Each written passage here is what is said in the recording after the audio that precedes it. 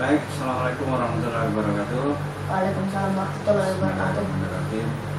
Alhamdulillahirrahmanirrahim. Salatu wassalamu ala asrofil anbiya'i wal mursalin.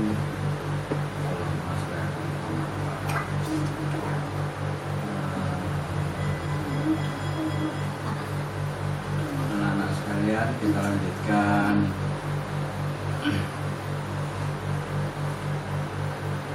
kajian kita mengenai kisah para nabi sebagaimana disampaikan oleh Al-Quran dan beberapa penjelasannya dari mufassirin para penafsir Al-Quran dan hadis-hadis nabi ya.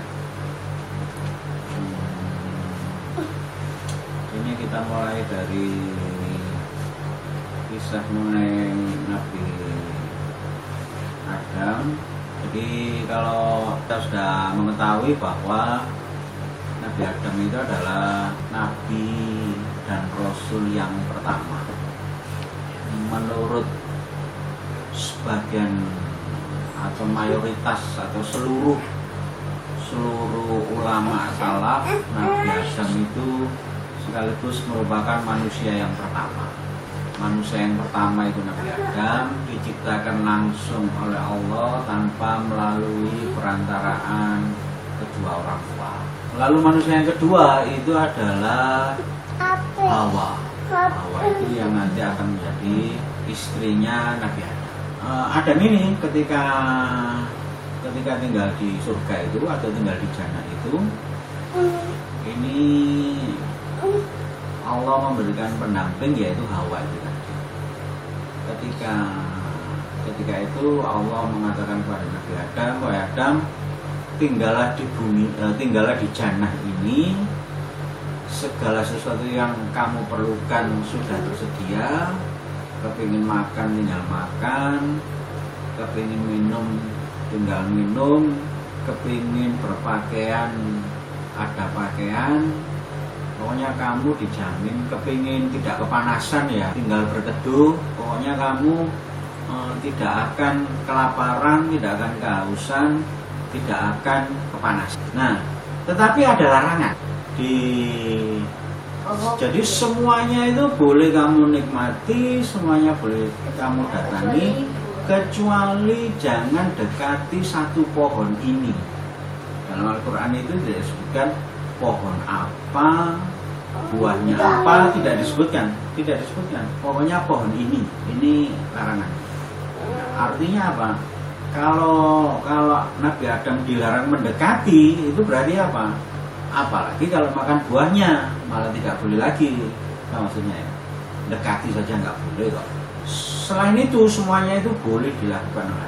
Ternyata pada waktu iblis itu diusir dari jannah itu oleh Allah karena dia diperintahkan menghormati Nabi Adam tidak mau ya. Lalu diusir dari jannah. Iblis ini minta tangguh, baik saya terima hukumanmu, tapi saya minta tangguh agar saya tidak dimatikan sampai hari kiamat. Di iblis yang dulu tidak mau menghormati Nabi Adam itu pada hari ini masih hidup. Bahkan kalau misalnya kita ini meninggal tapi dunia belum kiamat, iblis masih hidup. Apa tujuanmu kamu minta tangguh itu? Karena saya tidak mau tinggal sendirian di neraka. Saya akan membawa anak cucunya Adam supaya bisa saya perdayai, saya pengaruhi, saya bujuk supaya mau mengikuti apa yang saya katakan, sehingga saya tidak sendirian di neraka, tapi ditemani oleh anak-anak keturunannya Adam. Karena iblis ini lalu menggoda supaya manusia melakukan kejahatan, keburukan, agar supaya masuk neraka, maka dia memiliki sifat-sifat yang disebut setan. Setan itu adalah sifat kejahatan, sifat kejelekan, sifat kemungkaran. Apa itu kemungkaran? Kemungkaran itu melakukan kejelekan, melakukan kejahatan, itu ya. Nah, Oleh karena itu, bahkan Adam sendiri, si iblis ini kan sudah berjanji kayak gitu. Maka Tunggu. Janji apa? janji untuk menggoda Adam dan anak keturunannya supaya menyertai iblis masuk neraka. Nah, iblis ini karena sudah diusir dari jannah, maka dia tidak bisa langsung secara tanpa izin dari Allah itu bisa bertatap muka begini sama berbeda dengan sebelumnya. Maka dia membisikkan, memberikan suara-suara. Kamu pernah berkata dalam hati? Ya, pernah. Tidak ada suaranya, tapi kan kamu tahu ada yang berkata-kata di situ. Ya, Tapi di dalam hati aku. misalnya berkata, nyanyi, ada apa-apa. Nah, suara-suara setan itu bisa masuk lewat situ, terutama kalau suaranya itu adalah kejahatan. Kamu harus hati-hati, itu jangan-jangan bukan suara hatimu, tapi suaranya setan. Nah itu kamu harus hati-hati, jangan-jangan itu bukan kata-katamu, tapi bisikan-bisikan setan. Harus dievaluasi. Yang kamu mengira itu kata-kata hatimu sendiri, padahal itu bukan kata-katamu. Nah, seperti itulah yang dialami oleh Nabi Adam. Jadi Nabi Adam itu dipengaruhi oleh setan. Tadi Nabi Adam kan dilarang untuk mendekati pohon. Nah, lalu setan mengatakan kepada Nabi Adam, Adam, kamu tahu nggak kenapa Allah melarang kamu mendekati pohon khuldi ini? Tuh, kalau itu tidak dijelaskan. Namanya dijelaskan. Al-Quran, Allah tidak menyebut namanya, tetapi iblis mengistilahkan itu pohon khuldi. Nanti teksnya tak lihatnya ya, itu terjemahan atau apa tafsirnya yang menerjemahkan. Teksnya itu bunyinya khuldi. Kalau ingat papa nggak ada istilah khuldi. Aku ingat Ada mungkin ada, tapi itu bukan istilah yang diberikan oleh Allah kepada pohon itu, tapi itu sebutannya setan kepada pohon itu. Tahu enggak kenapa kamu tidak boleh oleh Allah untuk makan, untuk mendekati dan makan pohon itu, buah dari pohon itu? Kenapa? Karena kamu akan bisa menjadi orang yang kekal. Apa itu kekal? Tidak bisa mati. Karena kamu akan mendapatkan ilmu pengetahuan. Dengan makan buah itu, kamu akan mendapatkan pengetahuan mengenai semua hal. Kamu tidak hanya menjadi orang yang paling pandai, tetapi kamu juga akan menjadi orang yang tidak bisa mati. Sekarang tak tanya, secara umum manusia itu kepingin mati apa gak kepingin mati? Kami mati. Gak kepingin mati. Nah ini Adam dibujuk rayu oleh setan. Kalau kamu makan buah dari pohon itu, Terus ngomong gitu Allah. nah, suaranya setan menggoda Nabi Adam untuk melanggar larangannya Allah. Nah, bisikan setan sama Nabi Adam. Ya. Nah, kalau kalian apa yang kalian pilih? Menjadi orang yang banyak pengetahuan, tahu semua hal, atau tahu sedikit-sedikit kayak sekarang? Tahu semua hal. Tahu semua hal. Sama seperti kalian. Nabi Adam tertarik juga lama-lama. Semula dia tidak mau mendekati pohon itu. Tetapi lama-lama karena dibisikin terus, akhirnya terpengaruh juga. Terus Akhirnya dia mendekati pohon itu, buahnya diambil, dimakan. Ketika dia makan itu, kalau dalam istilahnya di sini dalam Al-Quran itu, begitu dia makan buah itu, satu gigitan pertama langsung auratnya menjadi kelihatan. Auratnya kelihatan. Pada waktu itulah Nabi Adam sadar, wah saya telah melakukan kesalahan. Sebab kalau saya tidak melakukan kesalahan, aurat saya masih akan tertutup. Nah, buahnya dibuang, tetapi Allah menegur. Adam, kamu tahu apa yang kamu lakukan? Ya, saya telah melanggar perintah.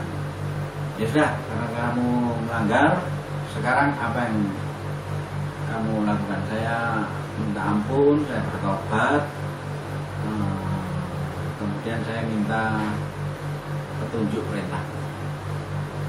Terus Allah katakan, ya sudah, karena kamu saya izinkan tinggal di jannah ini untuk dinikmati, ternyata kamu melanggar larangan ini, kamu sekarang keluar dari jannah.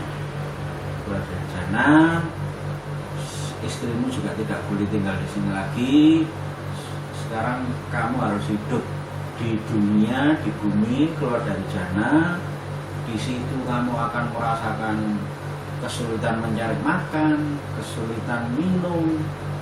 Kalau terik panas matahari lagi bersinar, kalian belum tentu dapat tempat perlindungan. Oke, kira-kira begini ya. Kira-kira Allah menerima taubatnya Nabi Adam, tetapi setiap kesalahan tetap harus dikenai sanksi, dikenai hukuman. Nah, makanya kemudian Nabi Adam lalu keluar dari jannah, tinggal di dunia seperti kita sekarang ini, bumi, beranak pinak seperti manusia. Nah, seperti tadi Papa katakan, ada riwayat yang mengatakan Nabi Adam punya 40 anak.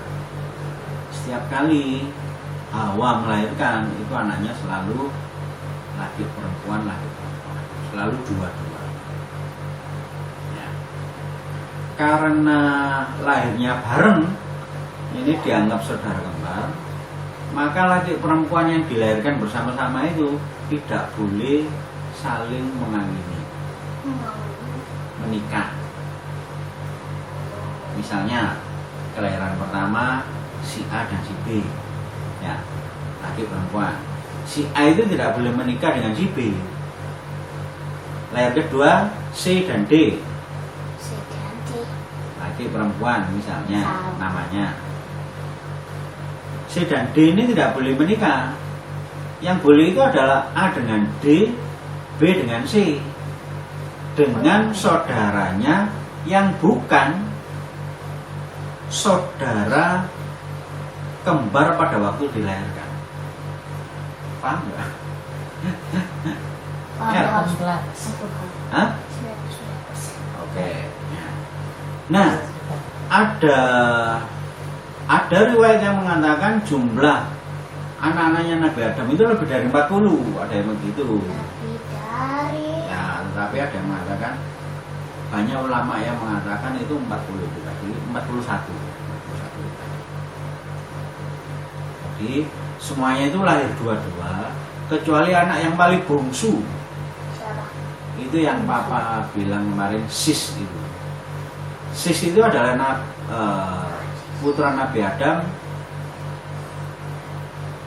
bukan Pak Sis ya, kayaknya Atif ya. Kenapa kok Sis itu lahirnya seorang diri, tidak dua-dua seperti saudara-saudara yang lain? Nah, itu ada ceritanya. Kenapa? Ceritanya itu adalah pada waktu itu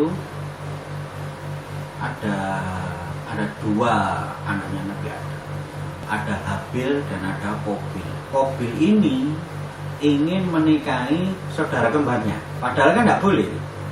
Iya.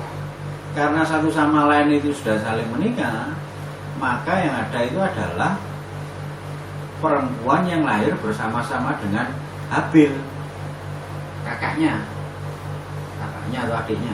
Tapi Qabil tidak mau, karena maunya dia menikah dengan saudaranya sendiri itu, saudara satu pasangannya. Padahal Nabi Adam sudah mengatur supaya Habil, saudara kembarnya Habil menikah dengan Qabil, saudaranya kembarnya Qabil menikah dengan Habil. Nah, ketika ditanya Nabi Adam, gimana kamu Qabil menikah dengan ini? Saya tidak mau, saya maunya dengan saudara kembar saya. Habil gimana?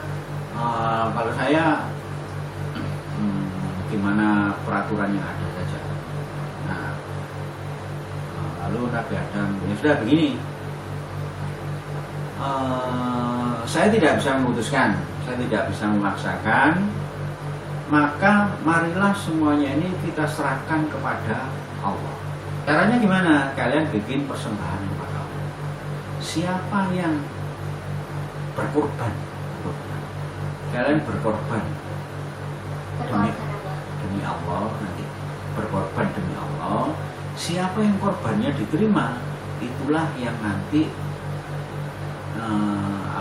dituruti kemauannya, dituruti permintaannya. Maka Habil berkorban kambing, Qabil berkorban bahan-bahan pertanian, semongko, padi, bahan-bahan pertanian lah pokoknya ya. Seperti itu. Ini menurut tafsirnya ya.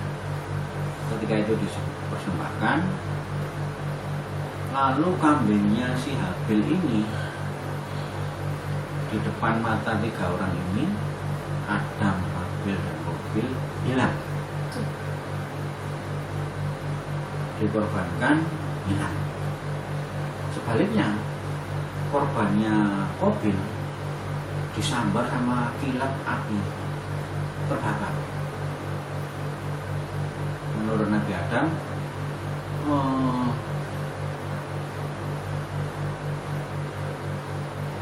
kambing korbannya Habil ini hilang itu karena telah diterima oleh Allah. Karena itu diambil oleh Allah, makanya sekarang sudah ada. Pengorbanannya Qabil ditolak karena dia dibakar. Berarti dibakar kan berarti dihancurkan, dimusnahkan. Siapa yang dimusnahkan? Korban barang pertanian yang dipersembahkan oleh Qabil tadi itu. Si Qabil ini tetap tidak mau terima. Pada waktu Nabi Adam itu di rumahnya, Qabil membunuh saudaranya sendiri, Habil. Itulah pembunuhan manusia yang pertama. Sesudah Habil dibunuh, barulah Qabil menyesal. Qabil menyesal.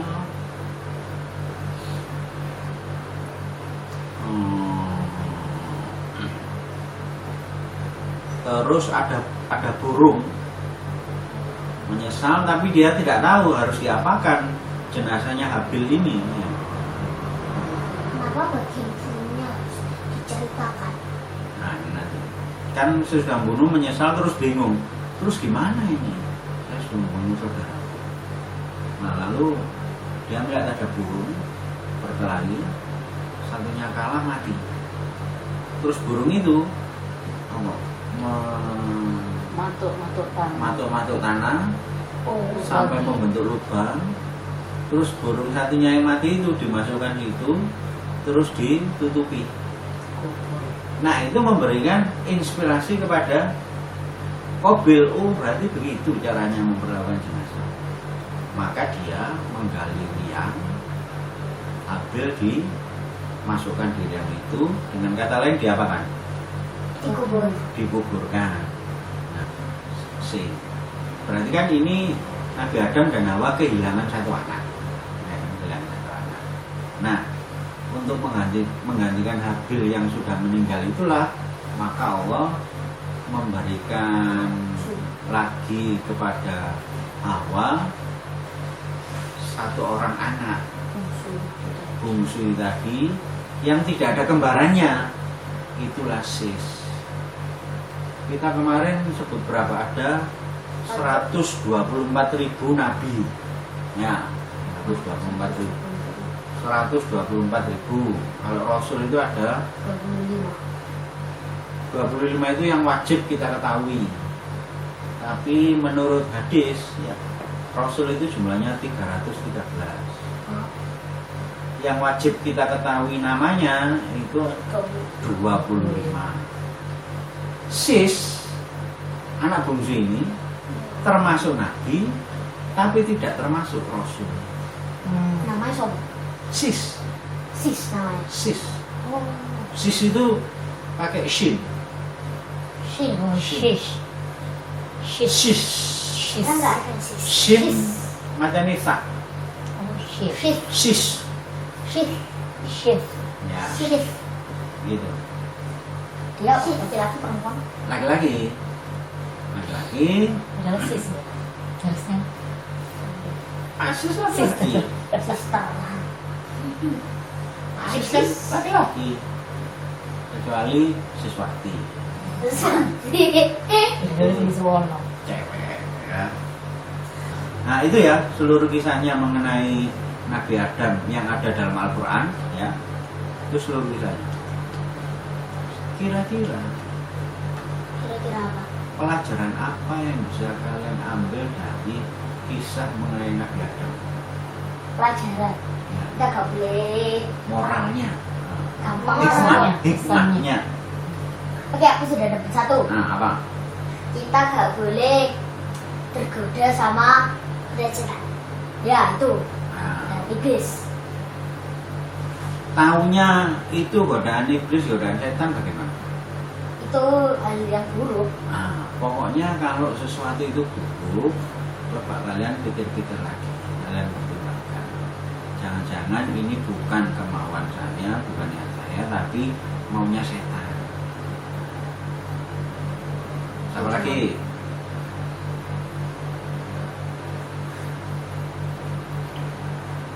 Samuel, hikmahnya. Mendapatkan dari cerita tadi. Tahu.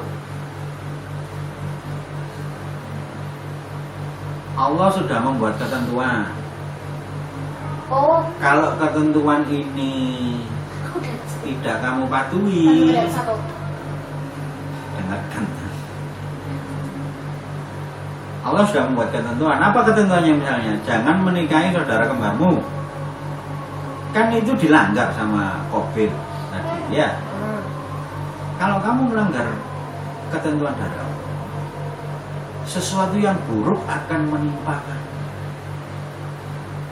Aku dapat. Makanya orang Islam, kita yang mengakui bahwa Al-Quran ini diturunkan oleh Allah, ini kan merupakan ketentuan-ketentuan. Dipatuhi supaya apa? Sesuatu yang buruk tidak menimpa kita. Bukan interogasi. Terus gimana Kak? Tadi Kak? Oke, Menurutmu? jadi pelajarannya kita nggak boleh melanggar peraturan yang ada. Iya, sama. Peraturan yang sudah ditentukan oleh Allah. Ya. Yang ditentukan oleh Allah itu kan kadang-kadang sifatnya umum dan diperinci oleh Nabi. Nah, makanya kita juga harus mengikuti sunnah Nabi. Ya. Kita mengikuti Al-Quran, kita mengikuti sunnah Nabi. Sunnah Nabi itu artinya apa? Apa? Contoh-contoh perbuatan perkataan Nabi Muhammad. Perbuatan perkataan maupun persetujuan Nabi Muhammad atas sesuatu hal. Nah, jadi kalau menurut Papa banyak hal yang bisa dipelajari dari kisah Nabi Adam itu. Nabi Adam begitu melakukan pelanggaran, dia menyadari itu hal yang salah. Sesudah menyadari itu hal yang salah, dia bertaubat. Sesudah bertaubat, lalu dia menyatakan komitmen. Komitmen itu apa ya? Komitmen itu bukan kesepakatan. Komitmen itu menyatakan kesediaan, menjanjikan untuk memperbanyak melakukan perbuatan-perbuatan baik sebagaimana yang telah ditunjukkan oleh Allah. Jadi kalian harus sebisa-bisanya menyadari apakah suatu perbuatan itu perbuatan yang baik atau buruk. jahat atau tidak jahat. Begitu kalian sadar itu perbuatan buruk, itu perbuatan jahat, segera bertaubat. Jangan mengulangi kesalahan yang sama, lalu memperbanyak amal ibadah yang lain. Yang dikatakan oleh Ada. Sebaiknya tidak makan. Ya. Ini karena sudah ada Nisa, kita akhiri dulu. Kita lanjutkan pengajian kita minggu depan. Ya. Sebelum kita akhiri, kita tutup dengan doa kafaratul majlis. Amin. Alhamdulillahi Rabbil Alamin. Subhanakallahumma wa bihamdik asyhadu an la ilaha illa anta astaghfiruka wa atubu ilaihi. Betul. Ya, Papa tutup dulu. Assalamualaikum warahmatullahi wabarakatuh.